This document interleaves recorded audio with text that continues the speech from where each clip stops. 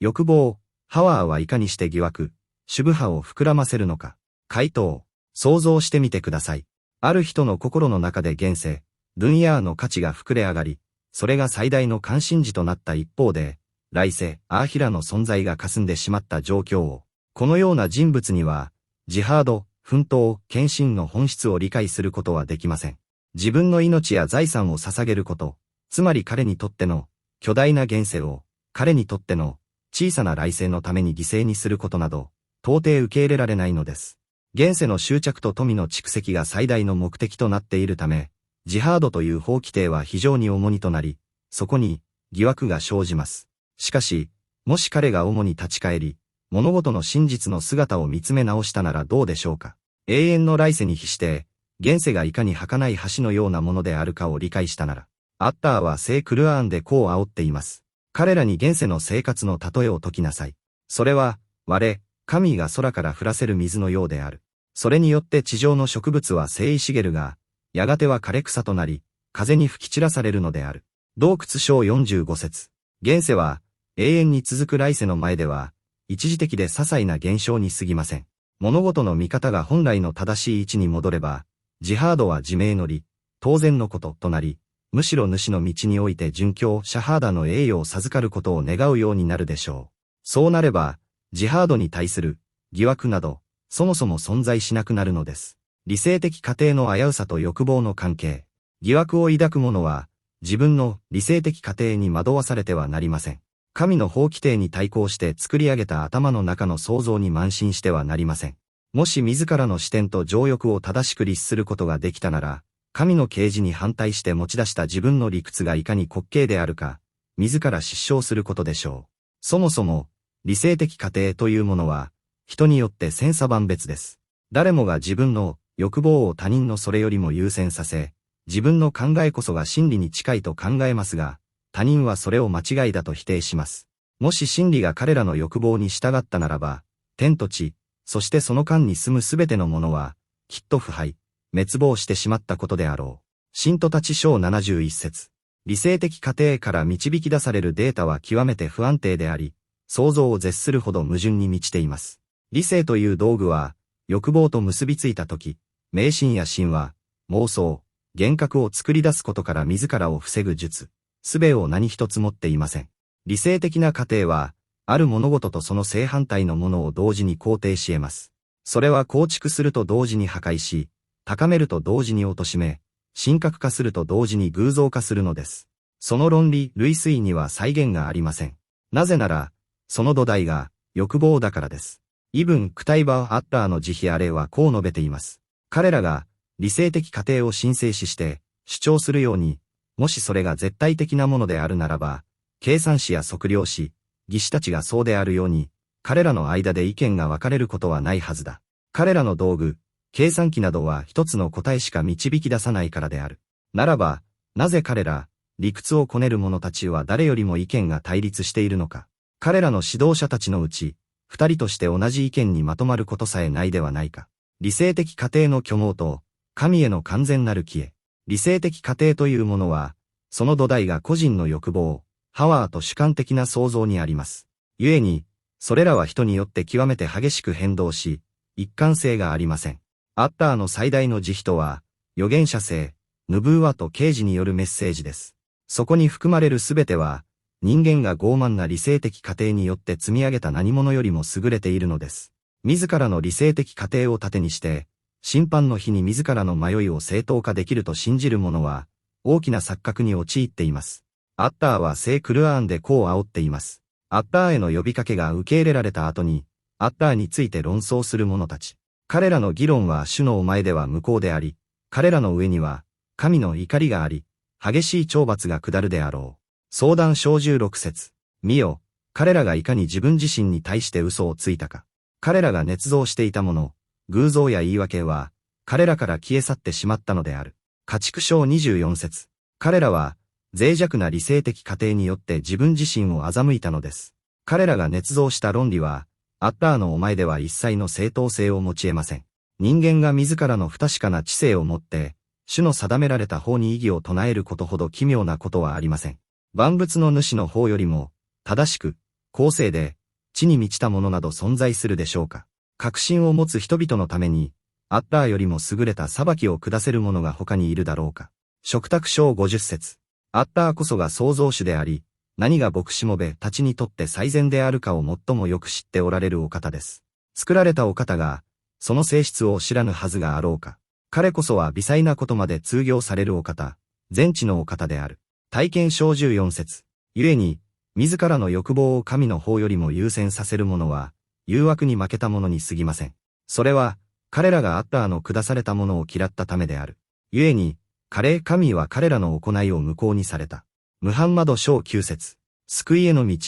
絶対的な服従。救いへの道はただ一つ、聖なるテキスト、経典と寸内に対して完全に消えし、神の裁きと命令に満足することにあります。あなたが命じられた通りに、正道を進め、直くあれ。フード章112節。あなたの望む通りではなく、命じられた通りにするのです。預言者ムハンマド、彼にアッラーの平安と祝福あれはこう仰いました。あなた方の欲望が、私の持ってきたもの、啓示に従うようにならない限り、真に信仰したことにはならない。あなたのなすべきことは、神のすべての命令に対して完全に服従することです。信者たちがアッラーとその使徒のもとに、裁きを受けるために呼ばれた時の言葉は、私たちは聞き、従いましたというものだけである。これらこそが、成功する者たちである。ミツアキ51節。ある法規定に込められた知恵を、自分の知識が及ばないからといって、それを主の宗教を否定する口実にしてはなりません。いや、彼らは自分の知識の及ばないもの、そして、その真意、解釈がまだ示されていないものを否定したのである。ユーヌス章39節。疑惑を提起する者にどう向き合うべきか。回答。いかなる疑惑、シュブハに答える前にも、まずその提起者が誰であるかを知る必要があります。その人はムスリムでしょうか、それとも無神論者でしょうか。もし相手が無神論者であるならば、対応の仕方には根本的な違いが生じます。この場合、個別の疑惑に答える前に、相手の立脚点である、無神論そのものを打ち砕かなければなりません。その心から無神論の根を抜き取らなければ、真の意味で回答を尽くしたことにはならないのです。無神論の定義によれば、人間は自然の子であり、物質世界の一部です。脳の原子は物質の原子と同じであり、物質を支配するのと同じ法則に支配されています。そうではありませんか。これこそが無神論者が自然と自分自身に対して抱いている視点ではないでしょうか。無神論は、人間と物質の間に本質的な違いはないという結論を導きます。非価値論者のカール・セーガンが言うように、石を支配する法則は人間を支配する法則と同じなのです。無神論的に見れば、人間は厳格な物理法則に支配された、自由意志のない、決定論的、必然的な存在に過ぎません。すべての行動は強制的なものであり、すべての振る舞いは選択の余地のない必然的な数式の結果です。私たちの周囲や脳内にあるのは、すべてを支配する物理法則だけなのです。もし無神論が正しいのであれば、私たちは一連の数式の実行過程に過ぎません。それゆえ、有名なアメリカの無神論者サム・ハリスは、自由意志、フリーウィルという小冊子の中で、自由意志は単なる幻想であると述べています。彼は、無神論的な世界観では、私たちは選択や自由意志のない、必然的で決定論的な世界に生きているのだと強調しています。ここで問いが生じます。では無神論者よ、あなたはどうして、疑惑が存在すると理解できたのですか。もし無神論が正しいのであれば、そもそも、疑惑という概念を理解することすらできないはずです。無神論が真実なら、疑惑を感じることさえ不可能です。なぜなら、疑惑とは、あることが起こったが、それは本来起こるべきではなかった、と感じることを意味するからです。疑惑の本質とは、聖なるテキストにあることが書かれている、あるいはある出来事が起きたが、それは、道徳的論理的に書かれるべきではなかった、あるいは起きるべきではなかった、と判断することです。しかし、すべてが必然である決定論的な世界において、疑惑が入り込む余地はありません。物理法則に支配された決定論的な世界では、疑惑には何の意味もありません。物質的な世界において、出来事が起こる場所は、物理法則が進行する場所そのものだからです。人間の行動についても同じことが言えます。人間の行動におけるすべての出来事は、原子の運動という物理法則が進行する場所そのものに過ぎないのです。物理法の理と自由意志、無神論の自己矛盾。物理法則に反する原子など一つも存在しません。あなたの脳、犯罪者の脳、あるいは聖者の脳にあるすべての原子は、厳格で固定された物理法則と、決定論、強制的な法則に従って動いています。原子が物理学の法則を無視して勝手な方向に動くことはありません。例えば、実験室で酸と塩基を混ぜれば、結果は必ず塩と水になります。この実験を10億回繰り返しても、同じ結果が得られます。あなたの脳も、これと全く同じ厳格な物理法則に支配されているのです。もし、物理法則に反する原子が存在せず、自然界や人間の行動、そして脳内で起こるすべての出来事が、原子の運動という物理学によってのみ決定されているのであれば、そこにはいかなる、選択の自由意志も存在しないことになります。ここで問い直します。ならば無神論者よ、あなたはどこから、疑惑という概念を見出したのですか？そもそも、どうして疑惑などというものが存在し得るのでしょうか？無神論者や疑惑を抱く者が、あることが起きた、あるいは聖典に書かれているが、それは起きるべきではなかった、書かれるべきではなかったというとき、その言葉は暗黙のうちに、選択の余地や、自由意志そして、物事の展開には別の可能性があったということを認めているのです。しかし、このような考えは、私たちが、神に作られ、責任を負い、自由意志を与えられた存在でない限り、成立しません。無神論者が、疑惑を口にできるのは、人間には自由と選択権があり、何かを、することも、しないこともできるということを、自らの天性フィトラで知っているからです。彼が疑惑を抱くのは、この世界が単なる決定論的な機械ではなく、人間的な世界であること、そして人間には選択権があることを本能的に理解しているからです。無神論者は疑惑を提示することで、物質世界とは別に、選択と責任が存在する世界があることを、自ら図らずも認めてしまっているのです。これこそが、無神論を内側から崩壊させるに十分な証拠です。もし世界が単なる決定論的な数式や数字の羅列に過ぎないのなら、犯されるすべての犯罪は、脳内の複雑な数学的処理の結果に過ぎません。もしそうなら、そもそも、犯罪という概念も、正しいや、間違いという概念も存在せず、したがって、疑惑を抱くことなど不可能なはずです。裁判所と法律が証明する無神論の誤り、人間が下す決断に選択権があるのは、それが原子の動きによるものではなく、人間に、霊魂、ルーフルがあり、神からの、道義的責任、タクリーフを負っているからです。無神論者が霊魂や神の啓示を否定したとき、彼らは物質主義に立ち返り、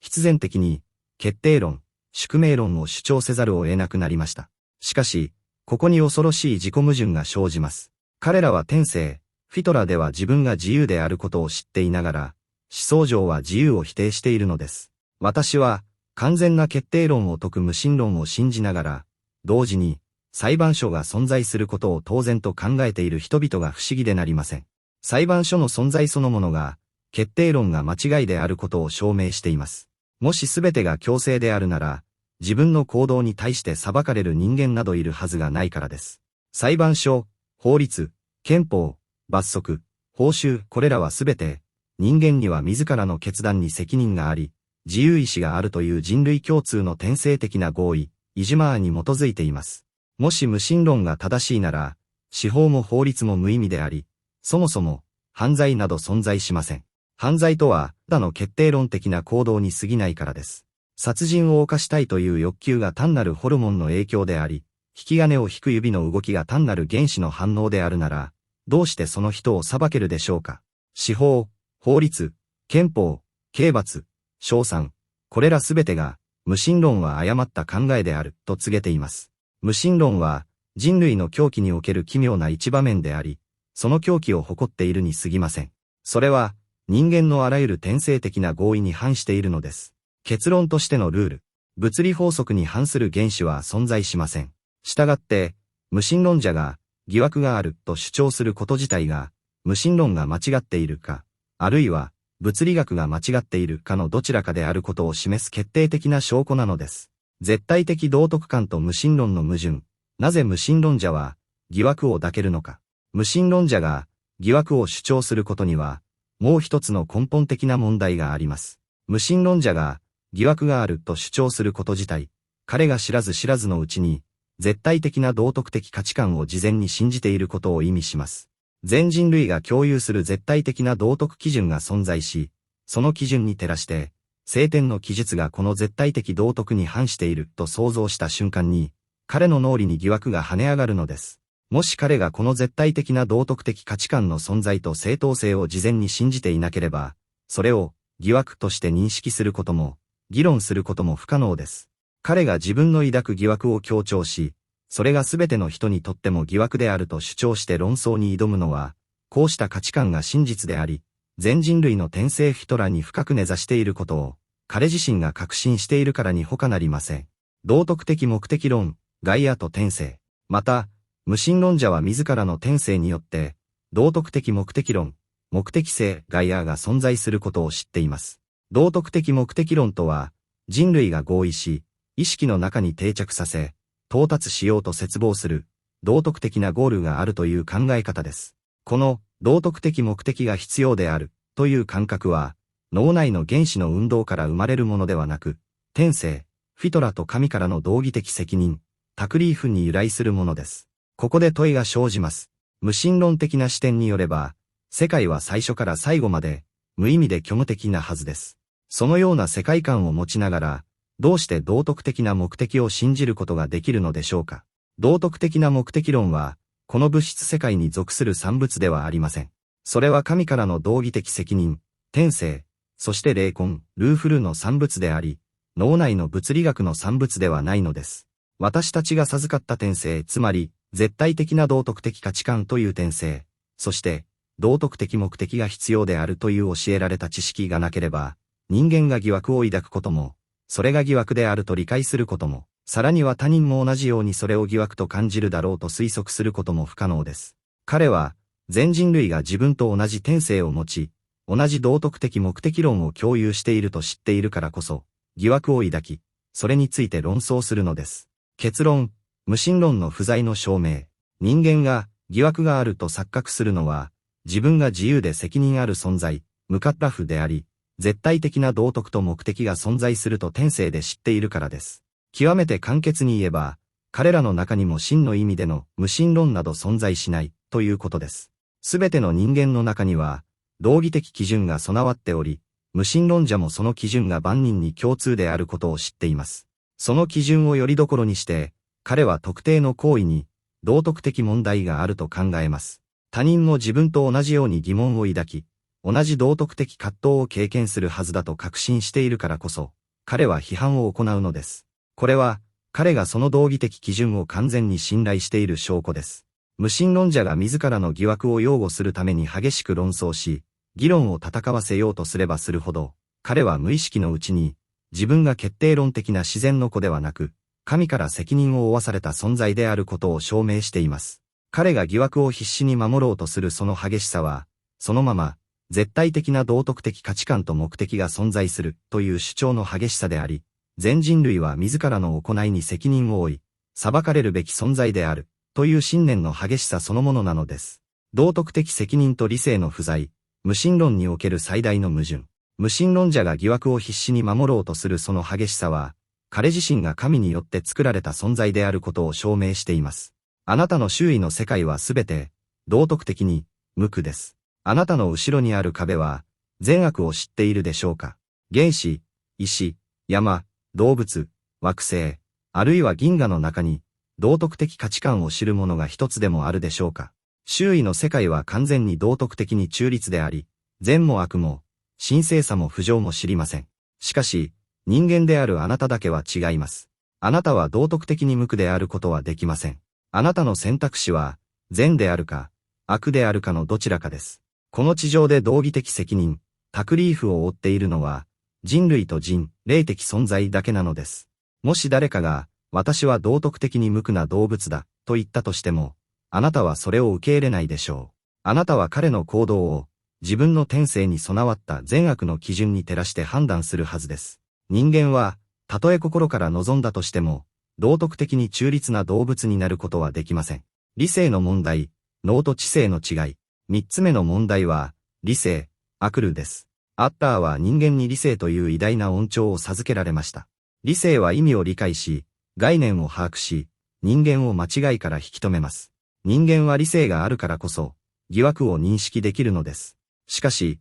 もし無神論が正しく、私たちが単なる物質世界に生きているのなら、そこに理性は存在しません。無神論にあるのは脳だけです。脳内の電気的な神経活動、そして物理法則に従う活動、無神論において利用可能なのはそれだけです。頭蓋骨の中にある原子が、物理法則に従って生物学的な機能を果たしているだけであり、そこに理性の居場所はありません。無神論的な視点では、脳の物理的活動から生まれる思想は、複雑なコンピューターの出力と変わりません。それらは幻想やイメージに過ぎず、信頼に足る思想を生み出すことはできないのです。ダーウィン自身も、脳が生み出す思想に疑念を抱いていました。彼はこう述べています。私には、次のような疑念がある。下等な生物から進化したと信じている人間の脳が生み出す結論に、果たして価値があるのか、あるいは少しでも信頼を置くことができるのだろうか。また、かつて無神論者であった C.S. ルイスはこう言いました。もし無神論が正しいなら、私は自分の思考を信じることができない。したがって、無神論という思想も信じることはできない。故に、無神論者である理由などどこにもない。一言で言えば、神を否定するために自分の思考を使うことは不可能なのだ。真なしに理性は成立しない。神への信仰なしには、理性は存在し得ません。物質主義の世界では、無神論そのものを信頼するためのメカニズムすら存在しないのです。無神論者が自分の思想を信じ、それを正しいと判断できるのは、あらかじめ、理性による判断は正しいという前提を受け入れているからであり、それは神への信仰があって初めて成立することです。別の言い方をすれば、神が存在しなければ、人間は無神論者になることすらできないのです。人間が下す信仰、あるいは不信仰の決断は、すべて、正しい判断を下す理性が存在するという前提に基づいています。自分の判断が正しいと信じられるのは、自分が神の僕、しもべであり、神が私の理性を作られたと信じているからです。脳内の物理的な虚像を信じているのではありません。無神論者が疑惑を正しいと信じられるのは、そもそも自分の理性が神によって作られたものであると確信しているからです。なんと皮肉なことでしょうか。無神論者が疑惑を擁護するとき、彼は実際には自分が神の道義的責任のもとにあること、自分が物理現象ではなく神の僕であることを擁護しているのです。天と地にあるすべてのものは、望むと望まざるとにかかわらず、アッターに平服、サジダするのである。雷鳴小15節。望もうが拒もうが、私たちはみんな、神に従属しています。結論、対話の指針。以上のことをまとめると、無神論者が疑惑を投げかけてきたとき、個別の回答をする前に、まず彼の無神論を解体する必要があります。彼が疑惑を認識できるのは、少なくとも次の3つの柱があるからだと教えてあげなさい。自由意志と選択権があること。絶対的な道徳的価値観があること。理性の判断が正しいということ。これらの柱の一つでも欠ければ、人間は疑惑を抱くことすらできません。そして、無神論の世界には、これら3つの柱は一つも存在しないのです。つまり、無神論において、疑惑は存在し得ないのです。このようにして無神論の矛盾を明らかにした後、もしそれでも疑惑が残っているのなら、静かにその回答を始めればよいのです。